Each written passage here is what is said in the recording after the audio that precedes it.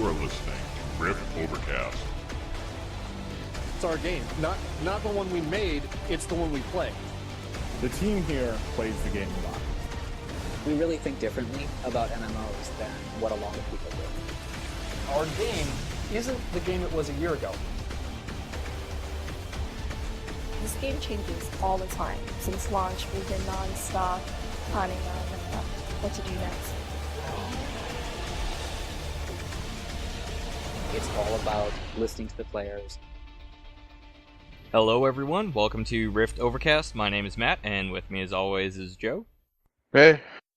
Things have heated up in Rift quite a bit this week in regards to a survey that went out, as well as a rogue movement requesting changes to energy regen. But first, let's go over the announcements. The poll from last week, how do you feel about seeing the same characters recycled as bosses, stemmed out of our conversations about Primeval Feast, which is suspected to be the new 10-man that's going to follow Infernal Dawn. The poll options were, I like seeing my favorites again, I don't mind, as long as it fits the story, and I hate seeing things recycled. We got 2 votes for I don't mind, 4 for I hate seeing things recycled, and 11 said as long as it fits the story, they're okay with seeing the characters recycled as bosses. Which, I agree, I think as long as it fits the story, then, you know what, that's fine. And like we said last week too, Joe, I think you were saying, as long as the fights are, intuitive and unique, and challenging, then so be it. Yeah, verbatim, I said as long as the fights are intriguing, I don't care if they look like David Bowie. Real quick, we mentioned this last week, I'd like to mention it again, Overcast is on Twitch TV. We're still in the beta stages, basically, as we build content and bring in some new hosts. So we have no schedule yet, but we will have one in the future. We'll be streaming at random times as we work on optimizing the stream to the best possible quality and frame rate. We're fairly familiar with the software, still kind of working the kinks out, still kind of trying to find that sweet spot where it looks good to you and it runs well for you, and we're not struggling with frame rates in-game either, which, Joe, you don't really have much of an issue with it, but yeah, I need some upgrades. We are looking for some new voices to stream specific areas of Rift to the Twitch TV channel, areas such as progression rating and PvP once a week. If you're interested in becoming a streamer for Overcast, simply send us an email at riftovercast@gmail.com with your preferred schedule, what you want to stream, your system specifications, and the speed of your connection. We'll post an announcement on Twitter, Facebook, and on the official forums, as well as the blog when we do have a schedule and as new things develop for the Twitch channel. So speaking of streaming, Rift's streaming client is now live. The new client will allow you to begin playing the game after a new patch is out without having to wait for the patch to finish downloading. If you're playing while the client is downloading the latest patch, you'll notice a download icon on your in-game UI that will show you the download progress. Be aware that connections slower than 5 Mbps may have issues playing while downloading. That's pretty much any connection that's not at least DSL. So pretty much you need to have high-speed internet. I don't think too many people should really have an issue with the download speeds. I have dial-up. You have dial-up, Joe, or are you still on AOL? No, MSN. I wonder if anybody even uses those anymore. Does anybody even use AOL anymore? People still use it for chat, I guess. I'm pretty sure AOL's prices went down pretty significantly because everybody's, no one actually uses it for internet.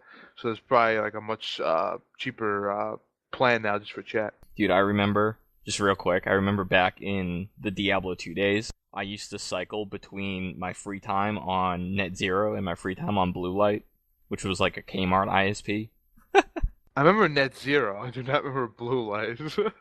I think there was another one too that had like 10 hours of free internet time per month, and I would just like cycle between like 3 of them, get like 30 hours of internet time for free. That's sad. I had dial-up because you have to realize, since I'm younger than you, I got dial-up probably right when cable was coming out with DSL, so I probably only had dial-up for like 2-3 years tops. Well, yeah, and you started your dial-up with a 56K probably too. I think you were telling me that. I don't think anything lesser than that was even like, plausible by the time I started playing on the computer. Yeah, maybe I'm just a lot older than I feel, but I remember playing DOS games on a 14.4 connection, 14.4 modem. Damn, that shit's pretty high tech. If you are having issues playing the game while the client is streaming the download, Tran recommends, pretty simply, I think it's kind of common sense, that you exit the game and wait for the download to complete. Also, you may have noticed that your first time logging in since the stream client went live, required you to download a relatively sizable patch. I think it was it like 9 or 10 gigs? 9.95 gigabytes to be exact. That may have taken a little bit longer than you have expected to complete it. Tryon assures us that this is simply because you are downloading the streaming client itself, and download speeds, pending your connection speed of course, should download at a speed consistent with what you're used to in the future. War of the Wonton Maw, the event has been extended out 1 week, and Tryon confirms that the Epic Quest chain is definitely here to stay. Tryon says this quest chain may disappear for a short time after the event ends, but it will return shortly afterwards and will become a permanent quest chain. Which this is awesome, because Joe, you and me have been struggling to, because we discovered this whole thing, like, and the rewards for it, the good weapons and the gloves and everything, from this kind of late, so we got a late start on it, so this is awesome. And this means we'll be able to get this on our alts, so... Yeah, mainly because the one quest we were doing, which I actually can't remember the name of, but basically, involved getting certain items from certain fire and earth and zone events, rather, which is all across the forums, and no offense to Tryon, is extremely poorly designed, but I will say that from what I've read and what we've done, with the exception of that one quest, the rest of the chain is actually pretty enjoyable, and it's actually pretty cool to actually have a reason to go out in the world. Yeah, I really enjoy the Epic Quest chains. I don't know how much design time goes into these, but I really kind of want to see more of them. Possibly with rewards that are either neutral, things such as just really epic looking costume pieces or things like that, or maybe some planar essence. Something that's not really gonna get dated as quickly as something like a relic weapon does. Yeah, that's definitely concerning. I mean, we're still completely unsure what the final result is of this, but from what we have seen, it's probably like a tier 1 epic weapon, which is kind of a little bit of a letdown. But at the very least, we can get we both are probably using gloves that we got for the look, so because I'm not sure if yours, but my gloves were definitely a new model I've never seen. Yeah, I did see that. I tried them on when you linked them to me when we were trying to decide which ones you were going to use, which is really interesting that there's a new model there. It's probably going to get recycled in some future raid tier. Sure hope that. Tryon has made some performance updates. Specifically, one creative forum user referred to them as green condoms. NPCs that are waiting to spawn due to a high amount of player models on the screen at once will now appear as a giant green condom, essentially. But this allows you to interact with the NPC without having to wait for it to spawn, because there'll be like a tall green dome of energy. It's kind of funny that there's that the game can render this wall of green energy or whatever, but it can't render the NPC. Yeah, I think that is kind of ironic, but I guess, there's no textures to it. It's extremely easy to render, so. That's definitely true. So these will show up for any of the NPCs that are waiting to spawn due to the high player population in the area, and this is probably the most notable situation that you'll see that this will occur in is during or immediately after a zone event. Everybody's waiting for the Particulate Master to spawn, and he's not showing up, but now there'll be a big green dome there. You can click on that and use the Particulum, no problem. Yeah, and he has a convon, so it's safe. We got some That's fan what I was mail. here for comedy. Yeah, of course. We got some fan mail this week. This is actually for you, Joe. Devin is currently a level 25 playing a Ranger spec, and he asks, this question is primarily for Joe since he talked about liking the Ranger soul in episode 10. I was wondering what you think about it as a playstyle, ranged with a tank pet, when you reach 50 and start working on dailies on the Ember Isle. Because I play during the early morning hours, I am on my own a lot, and I'm wondering if a hunter-ish spec will work at the level cap, or if the tank pet loses its utility at level 50. Thanks for the great show. Luckily for myself, and me and Matt had discussed this off air, was the changes in 1.8 making Ranger viable, and I think I discussed this to somewhat of an extent in episode 10, was that when Ranger became viable, that definitely piqued my interest, because while I liked Marksman, I didn't love it. And the best thing about it is that it's a 51 point spec Ranger, which means that my pet couldn't be any better, basically. So the tank pet definitely does not lose any utility at 50, especially now with the 1.8 change. It was still somewhat viable. You never used that spec in a raid or whatnot, but the good thing now is my spec for soloing is identical to what I would use in a raid.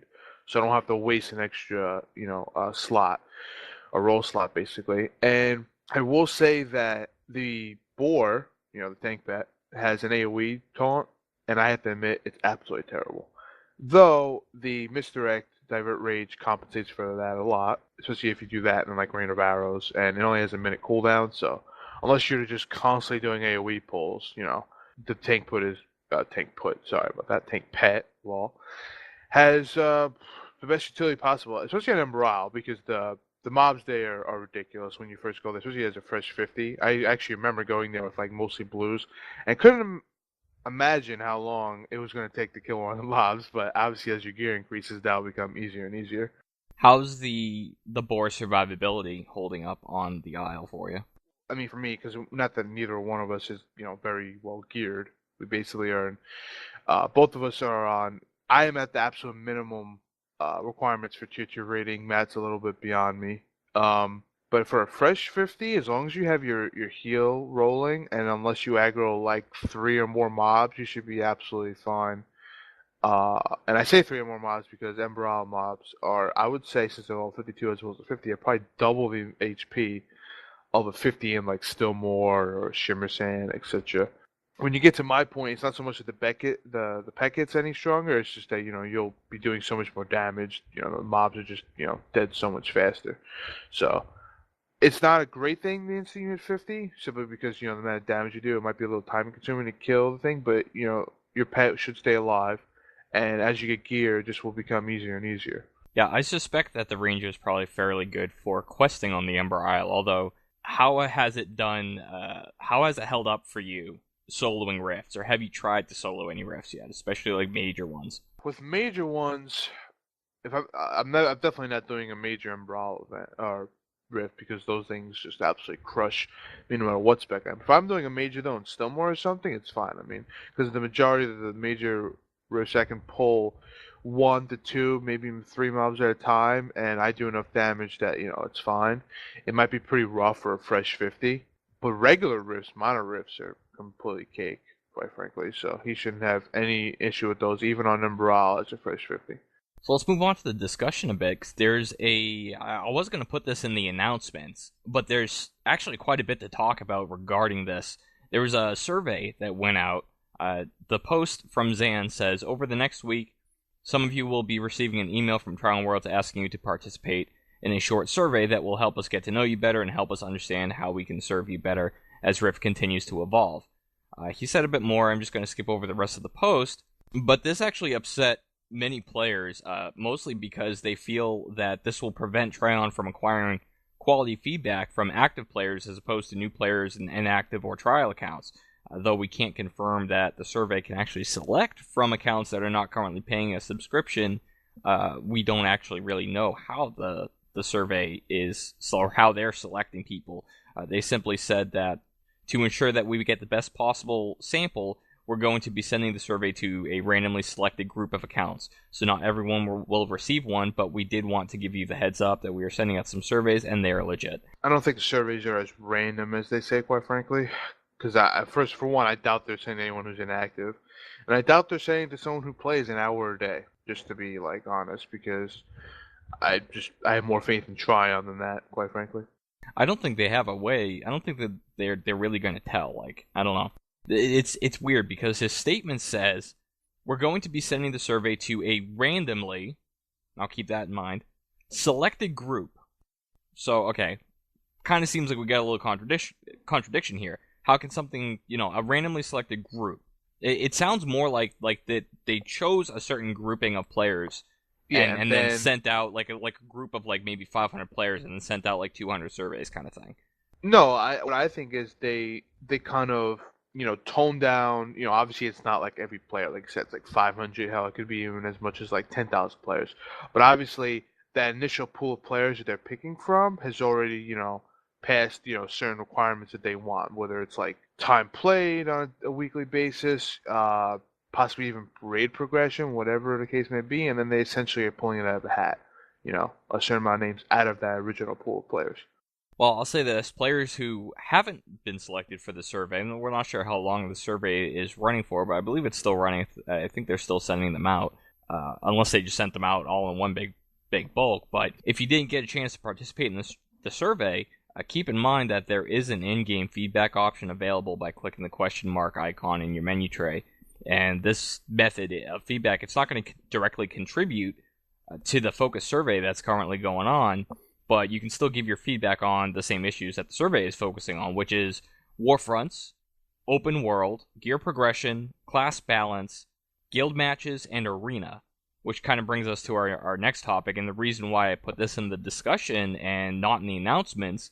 These different areas that they're surveying on, open world, gear progression, class balance, don't specify, but considering that there's war fronts, guild matches, and arena on this list, I'm taking it as like all of these are PvP oriented. Like open world is open world PvP, PvP gear progression, and PvP class balance. That's what I'm taking it as. I agree with all of those except for open world. I definitely think open world PvP is encompassed in this, but I do also think it's talking about a very general topic in terms of like we were just talking about with the world event and being able to go out in the world and experience it.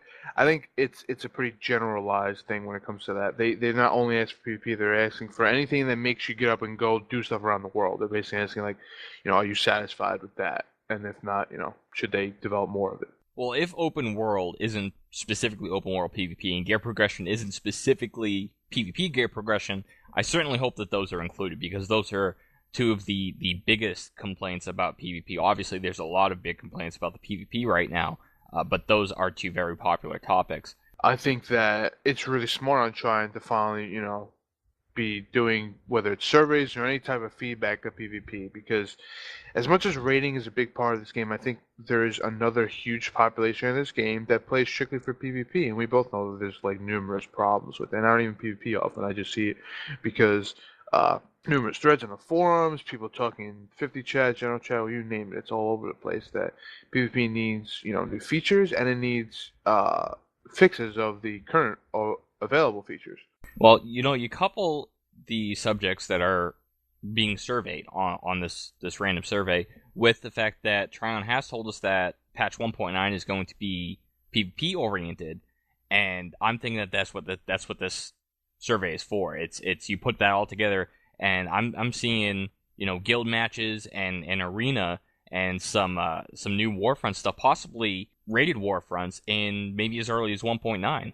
I think everyone expects at least something in 1.9. I don't think anyone's going into this thinking that, there'll be a complete overhaul of anything in 1.9, but they expect, small increments at the very least in 1.9. So I don't think that's, anything surprising, really. The most curious of these subjects that they're asking about specifically is guild matches and arenas. So let's talk about the guild matches first, because there's a word there that immediately sparks your thoughts about a certain other game coming out, which is Guild Wars 2. And what is the big thing about Guild Wars 2? I mean, it's even on the Rift forums that a lot of the people who are enjoying the PvP in Rift, or who want to enjoy and want to see the PvP in Rift improve, are currently kind of eyeballing Guild Wars 2 as their possible go-to game for PvP. Yeah, and Guild Wars, obviously in the name, kind of encompasses guild matches, whether it's in the battleground type system they have, which I wouldn't really call it it's more of an arena, I should say.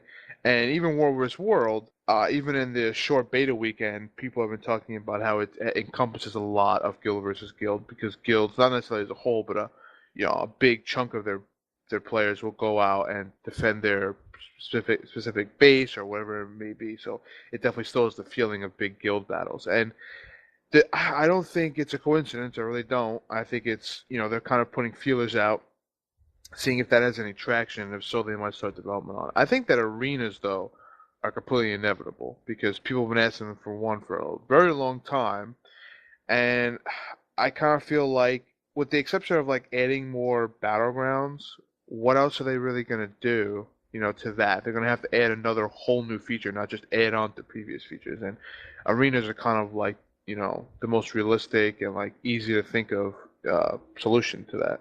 Well, the big thing with guild matches, arenas, rated warfronts is adding additional character progression in PvP to the game. Because, like you said, adding other warfronts, sure, it can be fun to do a different mode if they can come up with a fun and unique mode to do. But simply adding another place to do the current fighting that you're already doing on the same scale your character isn't going to progress at all. It's still going to have all the same issues, just on a different map.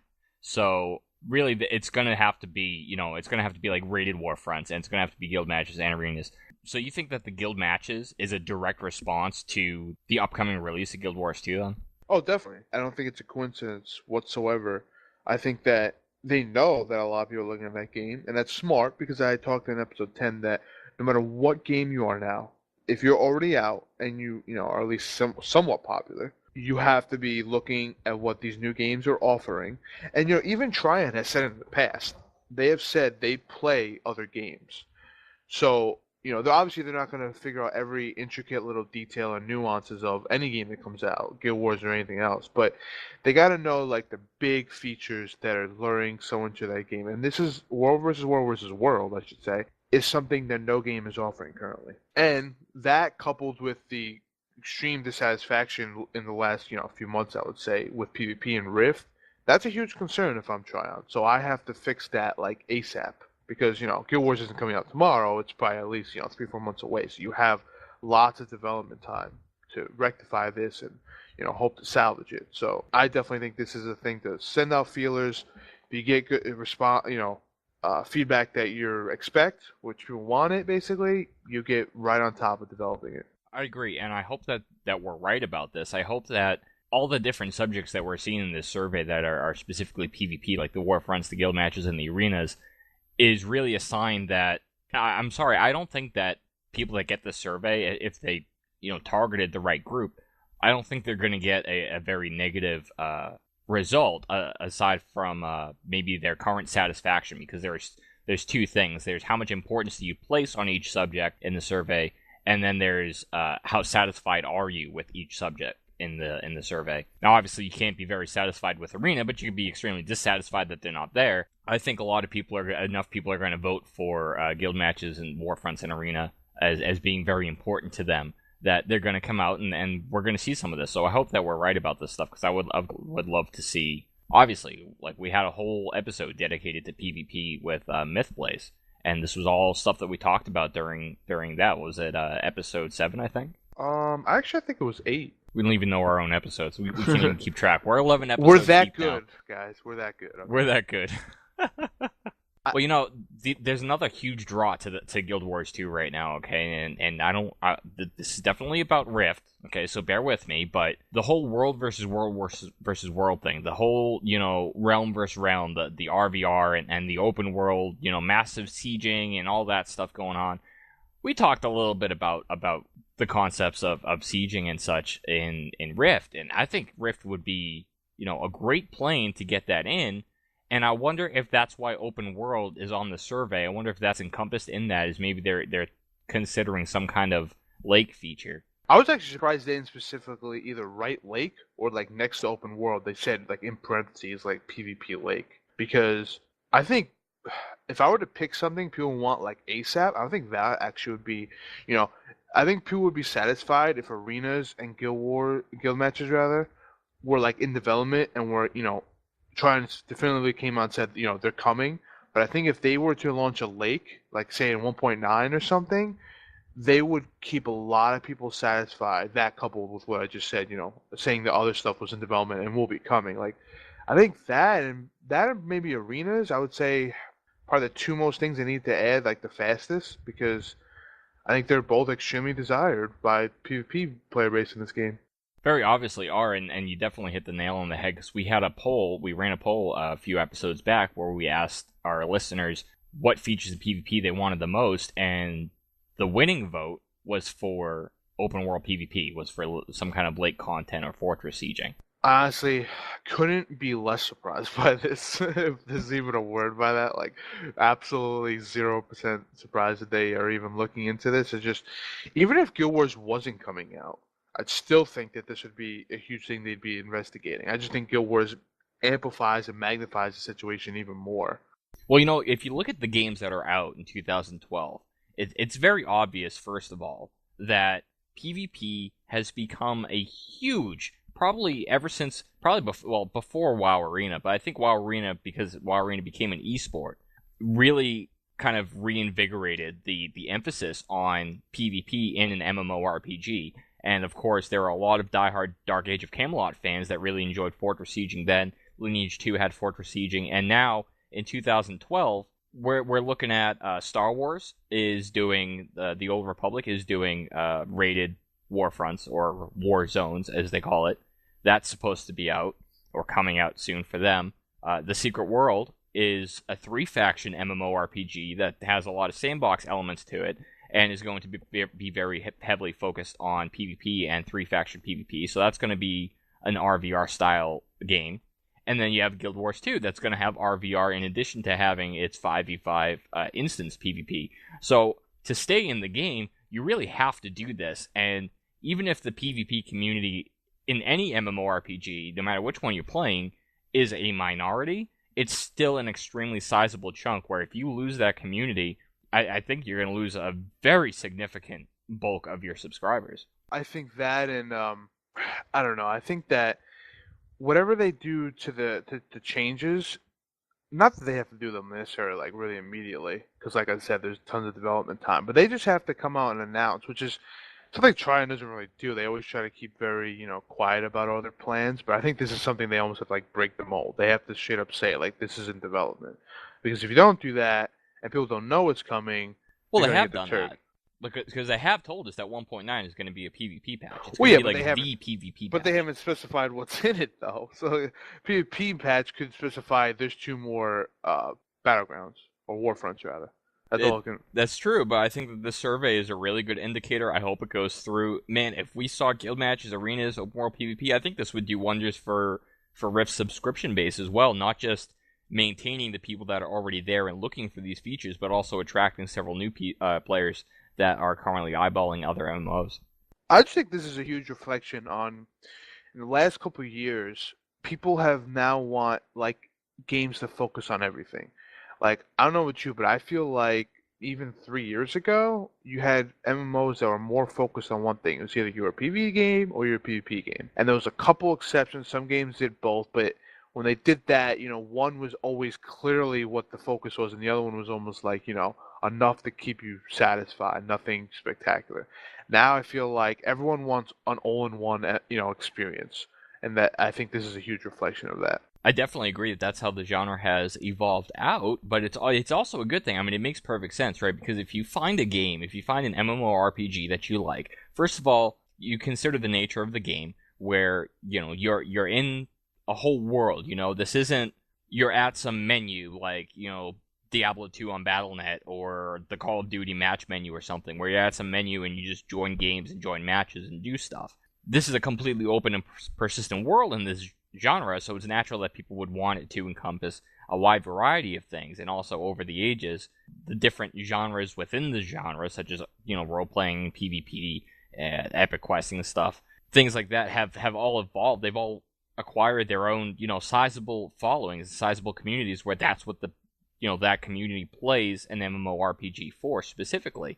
Yeah, I mean, there's no negatives to this. I was just saying, how apparent it was. Because, I hate going back. I remember when we went to go play Ion, the one thing that, when that was coming out, and you can make fun of me and Matt all you want for playing Ion, but it still had it's good moments. Ion was awesome. That was the best. Ion is the best PvP. I'm sorry. I love Rift. I like Rift PvP because I enjoy my class, and I enjoy the freedom that I have to spec for PvP and specific utilities PvP. That's excellent. That's something no other game can compare to. But regardless, Ion, I still credit with the best PvP I've ever experienced. Before Meta went on that, rant, I was gonna say. Sorry. Then, when we went to go play that game, that was one of the very first games that we had saw that was almost an all-in-one experience, because the PvE didn't look like spectacular, but it looked like over time it would evolve, and the PvP, like you just said, was already, even at launch, even to be spectacular. But that's dead and gone, quite frankly, now. So I'm just saying that when we went to go play that game, it was one of the first that tried to appeal to a all-in-one experience, and now it's a standard. Like every game that comes out now is like, here's our PvE, here's our PvP. It's not like, this is our goal, this is what we're doing, we're heavy PvE, or vice versa. Right, and it should be a standard, because this is what I was gonna say before, was that once you find that MMORPG that you really love, like, for us, it's Rift. And even though I don't feel like the PvP in Rift is on par with my PvP experience in either Ion or whatever other MMORPG I might compare it to, Rift is still my favorite MMORPG, so it's natural, right, that I wouldn't want to have to look to another title to be able to satisfy a certain area of the game, to satisfy my PvP cravings or to satisfy my Raven cravings. I want to get it in the game that I love and enjoy for the reasons that I love and enjoy it, like the class system and the rifting and everything like that. Oh yeah, Shouldn't have to look elsewhere. I had even said like last week in the episode, like the population of the game isn't saying I'm going to Guild Wars buy. They're saying, listen, Guild Wars has this, or any game for that matter that's coming out that has some big PvP. Give me a reason to stay because I like all the aspects, but PvP is extremely lacking. So give me a reason to stay because at this point anything will keep me stay. As long as it's considerable, and you flat out say it's coming. Without that though, I will start like to heavily consider other alternatives. So you're gonna PvP with me, right? When Arena comes out, we're gonna do 2v2. It's funny you say that because I actually was thinking about that like literally maybe a couple days ago because I thought eventually they would implement some sort of arena system, and then I might at the very least consider it because I have never liked Warfronts or Battlegrounds very much. They're fun when you have like a huge group of people and you all queue together, but like I cannot tolerate it. Like when it's like myself or even one other person, it's not that it's bad. I get bored of it so fast. It's not enjoyable at all. But Arena in World of Warcraft gave me a lot of enjoyment for pretty much the entirety of Burning Crusade expansion. So that was a good like year and a half that I did Arena. I didn't do it the whole time, but I definitely did it for a good maybe 6 months of that, and I had a lot of fun with it. So if it's anything like that, and obviously me and you will do it together, I will at the very least try it, and I probably will enjoy it to a considerable Good, you extent. better, because I don't want to have to try to /50 chat and looking for Rogue for 2v2 or whatever. I'll tell you one thing though. If there's a lake zone, I'm gonna live there. And if they release housing, I'm gonna put my house in the lake zone, so I never leave. You guys have to realize that when I forced Matt to play Tor, which is always a constant joke between us because I always say Matt forced me to play that absolutely abysmal game. Because I told you Tor was going to be terrible. I'm like, dude, come play Rift again. Long story short, okay, it wasn't so much that I was amazed by Tor's beta. I simply had far, far too much faith in BioWare. So anything that was wrong in beta would be rectified. Yeah, you were being a fanboy. Yeah, something you should be extremely familiar with. Anyway, I was so stoked for Ilum because Ilum is essentially what isn't a lake. It was never functional ever, like literally, it was constantly broken. Because I've always liked that lake, and that intrigues me a little about Guild Wars. I've already pre-purchased. I will at least give Guild Wars a shot, but I don't foresee me ever quitting Rift for it. Because I don't think PvE will ever hold my attention enough. Plus, it's free, technically, so after you buy the game, so... But if Rift gives you a lake, then exactly. why do you need to look anywhere then else? I don't need anything. Then I would have wasted... I pretty much pre-purchased to play the beta. So if Rift implements the lake, then I just wasted $60. But whatever. I'm just saying that I've always enjoyed the lake of PvP more so than any other form of PvP. And the sad part is that it's been actually quite rare in games. So when Tor announced it, that really intrigued me because with it, I guess the Abyss in Ion was a lake, but that was poorly executed, to be honest. It had its strong points, but it had like a lot of bad things about it. And trying to think, can you even think of another lake? Unless you go all the way back to Dark Age at Camelot, like, in the last 5 years, because I can't. Like, it's a really rare thing, which is funny because apparently it's an untapped market because Guild Wars, like, here's a massive lake and people are just, flocking to it. So, well, it's all about the amount of players that's in the game, you know what I mean? And the lake just, it takes advantage of the amount of people that are in the world all at the same time and can just create these massive battles, where it's just like Braveheart type stuff, you know what I mean? Oh yeah, and that's always just been my epic. appeal to it. I've always wanted more, grand scale. I liked how it's static. I can't stand the concept of rounds in Warfronts or Battlegrounds. I like how it's like constantly going and it's relentless. Well, I want to move us on a little bit here, but real quick before we do move on to our next topic today. Maybe you could give our listeners a little bit of background because I'm not sure that we keep referring to this feature as a lake. I'm not sure everybody's really familiar with exactly what a lake is. To put it simply, if you ever play World of Warcraft, imagine like Wintergrasp or what was the one in Cataclysm? Tol Barad, right? Imagine that, but like normally bigger in scale. I would say honestly probably 2 or 3 times those in size. But that varies based on the game. But then it's static and there's no rounds to it. You're still capturing points, you're still gathering points for your team and whatnot, but it's constantly going. So it's never like, oh, an hour the round ends or 20 minutes. Right? It's like always completely static. That's really the only way I explain it. If you've played Ion, the Abyss was similar to that. Well, it actually was a lake technically. Ilum in Star Wars: The Old Republic was a lake. Dark Age of Camelot had RVR. I think even Warhammer actually had one. Yeah, lakes are typically encompass fortress ownership. There are key points laid out across a normally extremely large map, or in some games the entire world, where there are these key points that you have to fight for ownership of, which could involve building catapults, building battle rams, and things to knock down the gates and DPS the gate down. You break the gate, you get into the castle, capture a certain orb or something that will give you ownership of that castle or that building or key location. And these are going on all the time. So a true lake, if I have this correct, then a true lake isn't scheduled either. Like Wintergrasp in World of Warcraft was similar to a Warfront, where it would go live at a certain time. Like you'd go there at any point in time that you wanted, but you couldn't capture any of the objectives unless there was currently a match underway. But a true lake is completely persistent, so if it's 3 o'clock in the morning and you have 100 guild members on, and the guild that currently owns the castle or whatever that's in the lake zone isn't online, has like 3 people on, you can totally take advantage of it and just go steal it from them while they sleep. Oh, and I must clarify the difference also between, I believe Warhammer had it, and so did Dark Age of Camelot, and now Guild Wars 2, is not only is it there a lake there, but they have RVR, which essentially means it's realm versus realm. So literally, people from different servers are attacking you. Whereas Star Wars: The Old Republic, Ilum was, all inter-realm. There was no people from outside your server attacking you. And the biggest thing about Guild Wars is that it's not just RVR. It's technically RVR because there's 3 teams in their zone. There isn't 2 like most games before it. So one of the other options in this survey was class balance, which kind of rolls us into our next discussion topic. Because speaking of class balance, let's look at balancing the rogue energy. Because there was, like I said, there was a huge movement by the rogues on the forums, at least, looking for changes to energy. And it's been known for a while that rogue energy has been relatively difficult to manage and extremely reliant on Elder Tablets and on a Fervor or Living Energy buff from either the Bard or the Chloromancer. Daglar responded to the movement and said that rogue energy will be increased to 24 energy per second, up from 23, but the energy regen component of the Rift reward consumable, the Elder Tablet, will be removed. So this change, a lot of rogues are very happy with it, because this change does remove their dependency on the Elder Tablet, which I think Elder Tablets were going for as high as like a plat each. And didn't you find a post? Somebody was saying that they were going through like 60 plus Elder Tablets in a raid night? Or was it even more than that?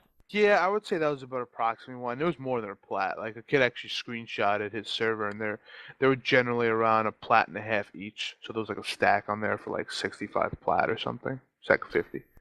Yeah, if you're not familiar with what the Elder Tablet does, it increases power, energy, and mana regen for 10 minutes. And it's a consumable that can drop from whenever you complete a rift or kill invasion mobs or complete zone events. You can get these Elder Tablets. And it was pretty much necessary, and it's not going to be any more. You would have that 24 energy per second regen with a tablet on. So all they really did was take away the need for you to have a tablet. This really results in rogues being exactly where they were before the change. Just that now they don't have to spend platinum to be competitive. Oh yeah, people aren't really extremely pleased. But before I get into anything, I just want to mention that they did remove the energy or the regeneration of mana and energy on it, but there still is a strength and wisdom buff on tablets, so they haven't lost all utility. But as far as energy regeneration is concerned, we were talking that with Fervor on, or Living Energy, though actually it's probably a little less with Living Energy, because you had clarified to me Living Energy is actually slightly worse than Fervor. Yeah, Living Energy is 10%, and Fervor is 13%. People were saying that approximately you have 27 energy per second with Fervor on, and like you just said, currently it's 23, with the tablet it's 24, which is what they're increasing it to. So this definitely, basically, it doesn't help starvation of energy whatsoever, as one guy put it. It's basically just making starvation for free. uh, the biggest complaint is that when you're outside a raid setting in a 5-man, especially if you're doing like a master mode or something, and obviously you don't have this buff, you're extremely gimped. When you're in a raid, you're pretty much okay. I still think maybe there might be a slight buff even after fervor. You could rogues could utilize, but with fervor, you're pretty much okay.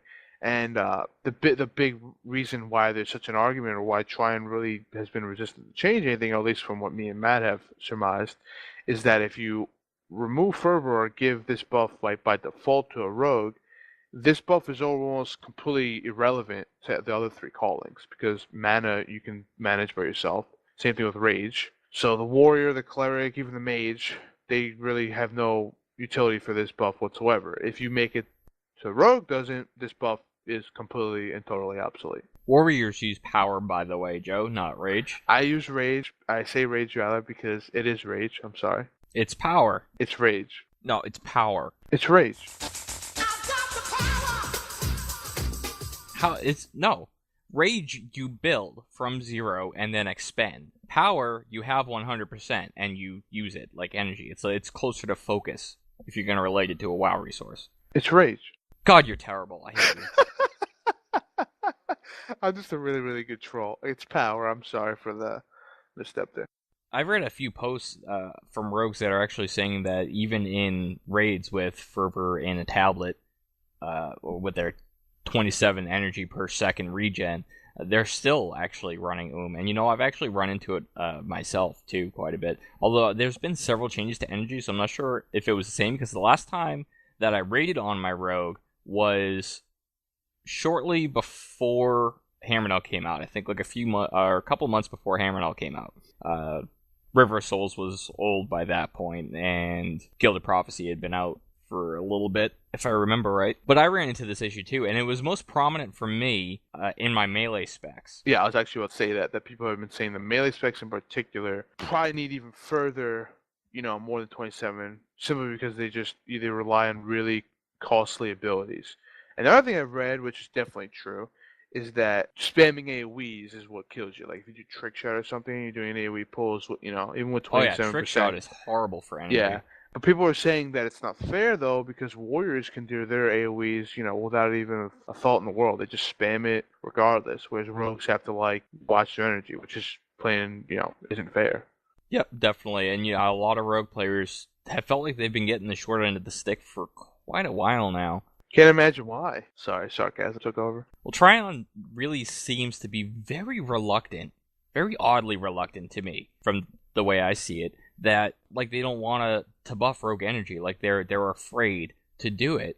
But they did it 2 patches in a row actually, a while back, for the warrior, and now the warrior is pretty much infinite resource.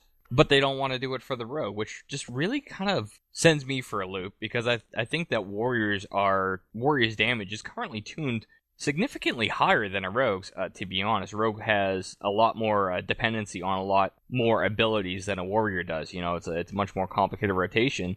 And so when that rotation gets screwed up while you're running out of energy, your whole rotation goes to garbage. Especially if you're playing any kind of Blade Dancer spec or Blade Dancer hybrid. The way the Blade Dancer works is it's mostly dependent more on your builders than on your finishers for your actual damage, and your builders are primarily using Keen Strike, which will then open up the ability to use either Quick or Precision Strike. And then once you use Quick or Precision, you have to use Keen again, so you have to alternate back and forth, back and forth. If you run out of energy, you could, you lose that. Dots start falling off, debuffs start falling off, you can't hit your Precision Strike, your whole rotation gets thrown out of whack. I think this all comes back full circle to what I said before, that, let's say, instead of, fixing warriors 2 patches ago, they did rogues. I think they would have the same reluctance now with warrior. And it's not necessarily aimed at rogues or warriors, it's because if they change that, then all 4 callings fervor is completely and utterly useless.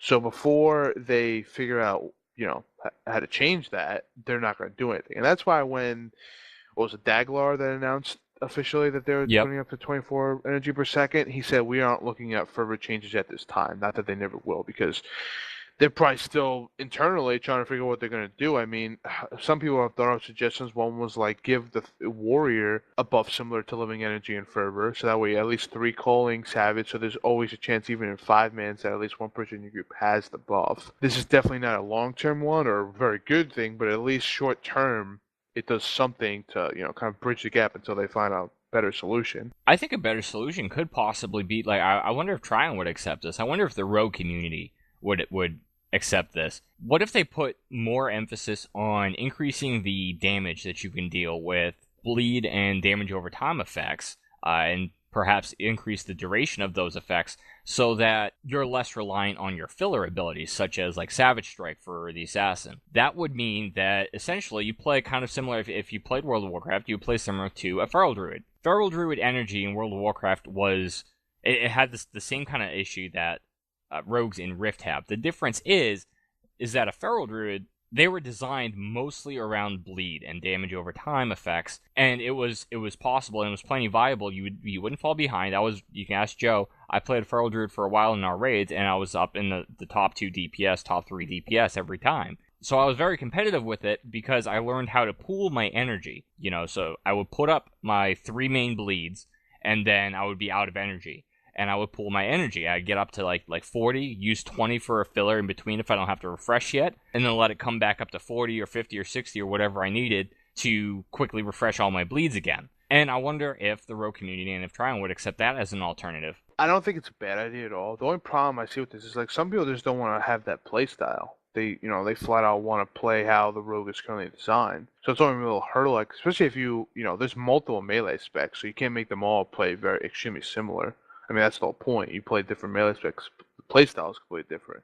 So no one's going to want to play 4 different specs, and they all play, extremely similar. So I could see this working for, like, one role, basically. Like, whether it be, like, Assassin or Nightblade, whatever, or Blade Dancer, whatever the case may be. But I think that this isn't something that's going to fix any and all problems. They're still going to have to figure something else. Well, let's look at this for a second, because last episode we talked a little bit about, making all of the best builds be 51-point builds just for the sake of easy balancing, right? And we were talking about how right now we're looking at kind of the hybrid specs like 38-28s. That's one class, you know what I mean? We don't view the classes as the individual soul, but rather as the most viable combination of the available souls, and that's the class. Like Bloodstalker, for example, would be like the class, the most popular, or the best rogue class right now. It wouldn't be referred to as Assassin. But let's look at the individual souls for a moment. If you look at Assassin is already extremely bleed-oriented. They've got,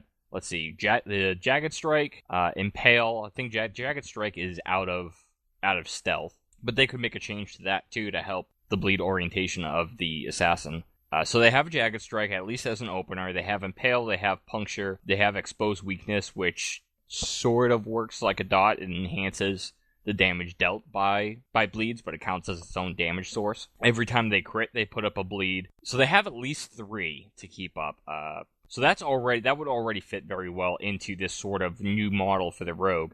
The Nightblade uses, I'm trying to remember, there's Dust to Dawn, which doesn't have a 100% dot uptime, but the buff that it gives you does, so they could retweak the Dust to Dawn, and they have Fiery Spike. And if you're playing a Nightblade, then you're most likely also an Assassin, which means that you have Puncture and you have the bleed every time you crit. That would fit fairly well. The only one that I see not really fitting fairly well into a more bleed-oriented melee rogue would be the Blade Dancer. But the Blade Dancer has several abilities that enhance the rogue's energy management. Problem is that the energy cost of the rotation is, even with the help that those talents give you, is still very high.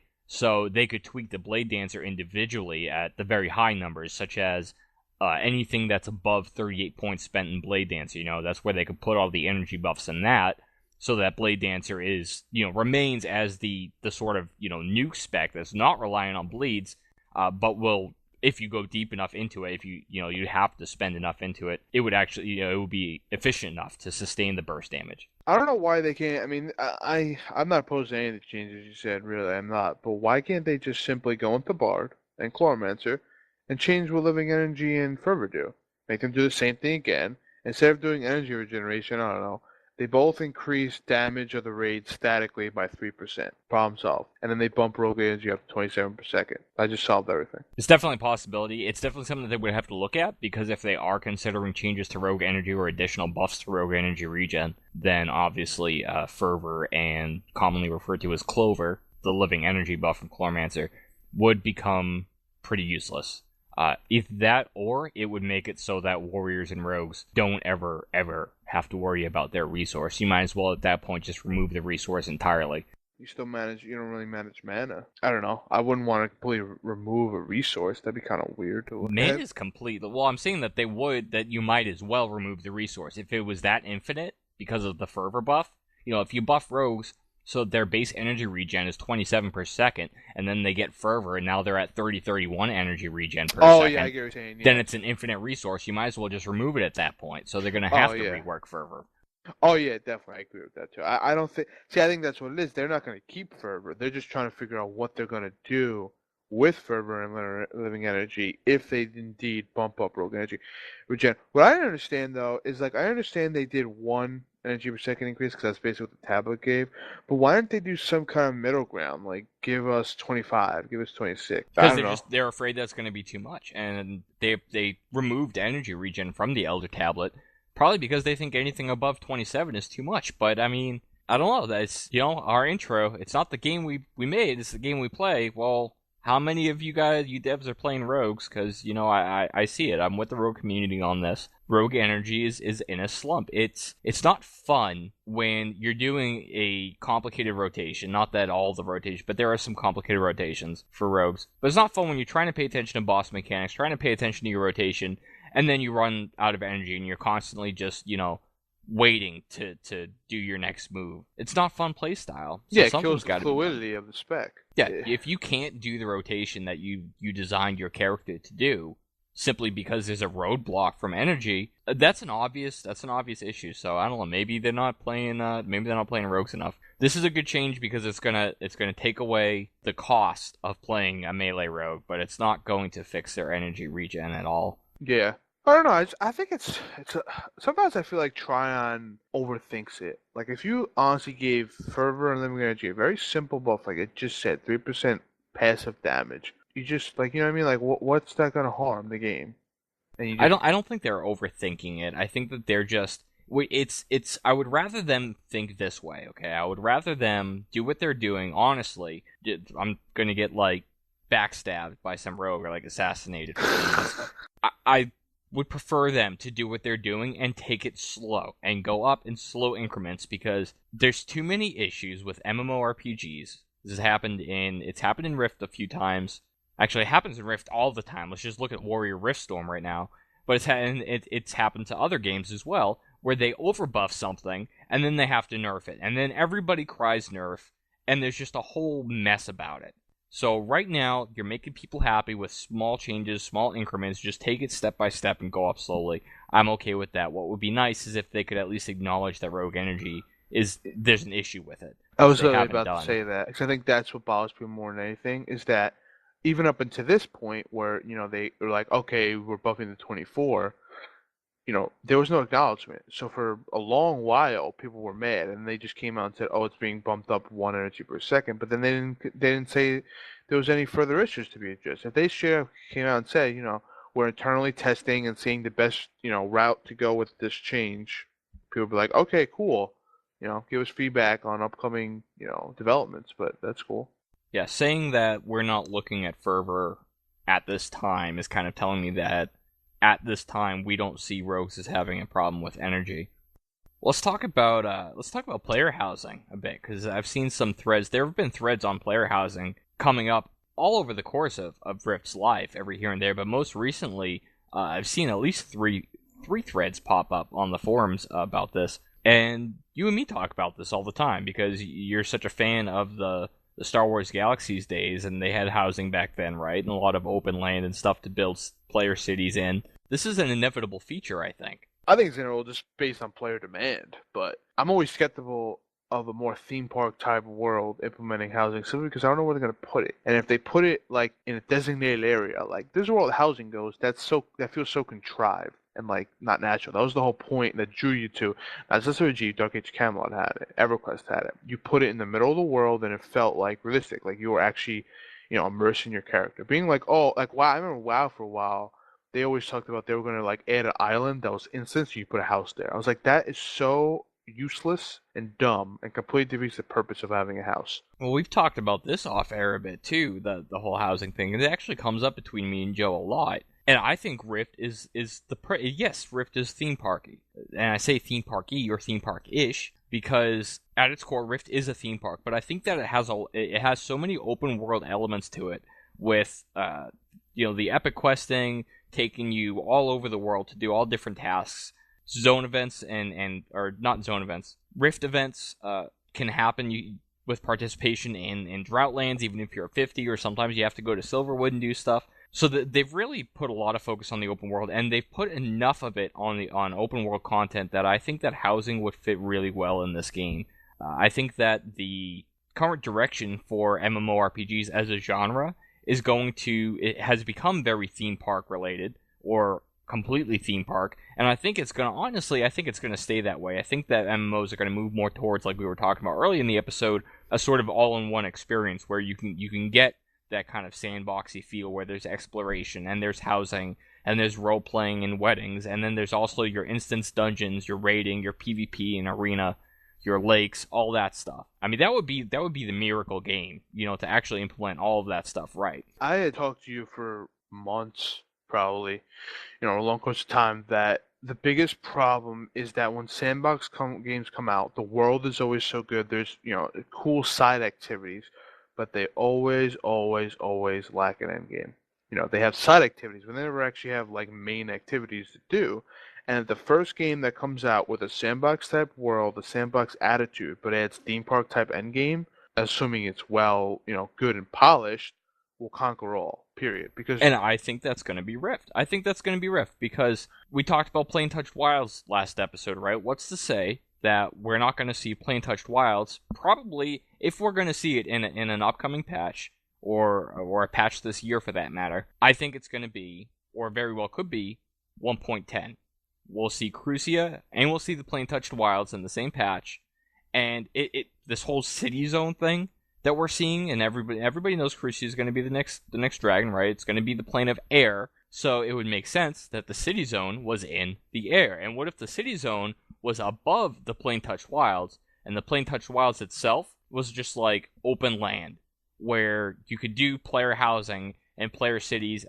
You could make it a massive zone, so that the whole thing is dedicated to players, but then rifts and invasions and zone events all still happen where your houses are, so you have to defend your villages and cities. Well, for one, it would depend how massive the zone is. And number two, like, I don't know, I can't say straight up, like, what would happen, because I'd have to actually experience in the game if this actually went in, but just the concept of, like, everyone having their house in one area kind of, like, turns me off, honestly. That was what was so good about previous games, was that you could put your house anywhere in the entire world, so that, like, it felt like it completely unimmerses you when you're all in one area, because it's like, the whole point of getting immersed is it feels like realistic, it feels plausible. Imagine there's real life and everyone in the world, literally every single person in the world lived in New York. That's not plausible. That's retarded. So that's why I feel it's stupid. That's just how I feel about it. Like, and the Russian invasion idea, like, I think that'd be cool, but the only problem is, like, that would become an annoyance after a while. Like, I can imagine, like, us, like, getting ready for a raid and be like, oh, crap, my house is on fire. Like, that would become an annoyance after a while. Like, sure, if it happened, like, every once in a while, not too bad. But what happens if it happened when I was offline? My house just gets torn down? Like, I don't know. That would have to be a really hard thing to implement, quite frankly. There are several fail-safes that I think you could put in place for it, such as, your guild, because it, along with player housing also comes the thoughts about guild halls. So perhaps the guild, as a guild, could buy an area of land, purchase an area of land. Yeah, player cities. Yeah, like a player city, but it'd be like a guild city, right? And then you don't have to be online to defend your house, because your guild might be online to defend your house. Or, I mean, you could do a failsafe, like, if you're not actually in your house, then your house can't be hurt. I don't know. See, this is how it worked in S3G, but it wasn't because mobs were attacking your house. Players were attacking your house, so the opposite faction. That's what was so fun about S3G. It was depending on your faction. You know, if I was Imperial, you could put up, I forgot how you got the points, but it was basically like reputation for your faction, which you got for doing like, you know, your faction's quest. You could buy like turrets and stuff and buy an ATST and stuff to literally patrol. You could buy a little small NPC troops to patrol, but you know, as good as they were, they still weren't comparable to like actual players, obviously. And once a flagged player like crossed over, if they were the opposite faction, they would get flagged. If they weren't flagged, I should say, their opposite faction, they'd get flagged immediately once they went in the radius, and you could attack them. That was insanely fun, and that's why World PvP in that game was like unparalleled to like anything I ever played. But the risk thing, like I say, yeah, they definitely could put in fail safes, but even with all that in, biggest problem I see with Rift is the sheer size of the world. The biggest thing that sandbox games have over theme park is that the size of the world is like so massive you can't even fathom it. Like, because you'll have a zone, for example, and the zone will be for, I don't know, 5 to 8, and maybe 30% of that zone is actually utilized for questing and whatnot. The rest of the zone is just free open space. It might have mobs in it, but it's not like, but there's certain areas that don't have mobs at all. Whereas theme park type games, it's just like wave and wave and wave and wave of mobs over and over and over and over again. So like the initial design of the world is what like tells me I don't know if they could put housing. And if they put in housing, it wouldn't be the same as games like EverQuest, Dark Age Camelot, S3G, etc. Like I said, it depends how they put it in and how well it's executed. I could be sitting here 6 months from now and saying how spectacular housing is. I just have a lot of skepticism at this point. Well, you know, if all the housing is in, say, Plain Touched Wilds, right? If all the housing is in one massive zone, okay, and you're concerned about being able to defend your cities and defend your houses against rifts and invasions happening in that zone, let's look at Ember Isle. Ember Isle has turrets and healing nodes and wells and all this kind of stuff that you can upgrade to defend against the onslaughts on the Ember Isle. You use your planner charges to upgrade these turrets. So they could advance on that because that's already an awesome system that we saw. It's not horribly new, you know what I mean, but it's new to Rift, and people really like that. Like, I really like that. I don't think that there's been a lot of emphasis on onslaughts since, like, the initial, you know, holy shit, Ember Isle is friggin' awesome, you know, since that happened. But it's a great base that they could very easily build on, implement in the new zone with the player housing so that you can get more powerful turrets, get more turrets, and types of natural defenses that will defend your player or city zone, or your player city or your housing while you're offline or while you're in a raid. And to keep it fun so that it doesn't become, you know, completely trivial because you can just let the zone defend itself, you can simply make it so that the turrets and the defenses will scale with how many people from the guild that owns them or the player that owns them, whatever. Just make them scale down. So if there's a ton of players in the zone, you still have your turrets helping you out, but they scale down. If there's like nobody in there, then the turrets can pretty much fend them off on their own. You know, that would work perfectly fine. Like I said, and like how you said it too, you know, it really just depends how it's executed, how it's implemented. I still have some doubts. I don't know exactly how it's going to work, but what's the big deal about being able to put your house anywhere anyways? I mean, aside from the logistics of just having enough space for the houses in a single zone, what does it matter if you can put a house in Moonshade Highlands? Like, what would be the point to just, you know, you're a level 50 and you just throw a house in the middle of the zone somewhere randomly? I can put it anywhere in the zone, so if I like an area, this is where I go. That's the half of, like, and I'm not even a big role player, but I immensely enjoyed doing that because it made you feel like, you know, you were your character, and if you were your character, you wouldn't be just like, oh, I'm going to move into Plain Touched Wilds because everyone has their house there. You're going to be like, I'm going to put my house wherever the hell I want it to be because, you know, it's my house. And it immerses you in your character, and like you said, the logistics of the space definitely plays a big role. It's not so much the, you know, being able to place it anywhere, but that definitely plays a role, but I think the logistics more than anything is what, you know. Well, what if they created multiple zones that kind of had similar styles similar to some of the current zones, or brand new styles, whatever, that you could choose from? Because you're talking about the aesthetics of a zone, right? Like lighting, and is there lava terrain or is it rocky? That played a part, and just the sheer fact that like having the power to literally be like, hey, I can put it anywhere I want. It was actually fun in S3G, at least. It was so cool. Like, if you looted like rare stuff, you could put it on your wall, and it was like, oh, something to think. If you're playing for a year or 2 years or 3 years, like think about like I still have this rare artifact from like launch or something that no one has seen since. I remember having a gun that like they literally deleted from the game because it was so overpowered, hanging on my wall at one point, like 6 months after launch. That's cool. And people literally like came into my house and were like, "Whoa, what's that?" And it looked ridiculous. And I'm like, "That's the gun they got rid of from the game." But they kept all the previous ones in the game, and it was just hanging on my wall. And they actually had an entire profession that was literally interior design. So I literally sat there for like 3 hours putting couches against my wall and like designing my house. It was hilarious. But you have to realize though that games like that, even if they had big time end game, which SWG definitely had a lot of PvP, but at PvE it was, there was some PvE, but there was no like focused raids or anything. A huge aspect of those games was socialization, which really is almost dead in MMOs nowadays. And that was the big draw to housing, was that you could like go in someone's house. Like I remember having like 10 people in my house, and we literally were sitting down just talking for like long periods of time. And I think that's completely lost on this market nowadays. So we're going to wrap this up, but I think I would really enjoy housing. I would especially love to complete a progression raid and then take the head of Greenscale and put it on my wall, or the head of Mailforge or Lathis and put it on my wall. That would be awesome. Hell, God, if you kill Lathis, right, and you can take her home to your house, you'd be rich. You'd have all the money you ever need to design your home. You know what else I would put on my wall? You know what would be in my house? Troll hair? Well, not troll hair, but I was gonna say a collection of trolls, yes. And by that I mean I would take the heads of all the best trolls on the server and I will put them on my wall. Troll my general chat, I dare you. And that's all the time we have this week. Don't forget about the upcoming Twitch channel. We are looking for players interested in streaming all sorts of content, such as raids and PvP. If you're interested, just send us an email or contact us on Twitch or on the forums with what you'd like to stream, your PC specs, connection speed, and your preferred schedule. Those interested should be willing to stream for at least 1 hour and be comfortable speaking to a wide audience. Also, we're always looking for guests to come on the show and be a part of Community Voice.